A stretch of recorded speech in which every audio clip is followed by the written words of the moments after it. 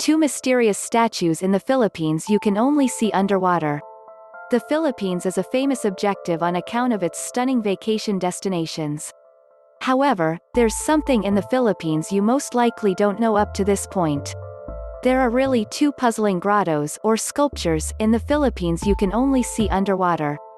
Most grottos, fake grottos, are situated in nurseries or situated in caverns close to flowing waters. However, these two grottos are extraordinary. They are really, purposefully sunk submerged with a sole reason. The motivation behind why they were introduced submerged is to forestall anglers from the utilization of unlawful fishing resources like the utilization of cyanide and explosives. These two secretive grottos are situated in Bohol, Philippines. In the year 2010, two grottos sunk submerged in Danajon Bank Twofold Boundary Reef Marine Park in Bien Unido, Bohol.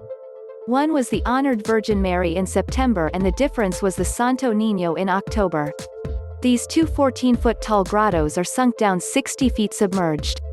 Every one of these grottos was sunk down through the assistance of the Sea Knights and the Boholano Jumpers. In the year 2012, the Philippines facilitated the primary submerged journey on the 7th, 8th day of September in Bien Unido, Bohol.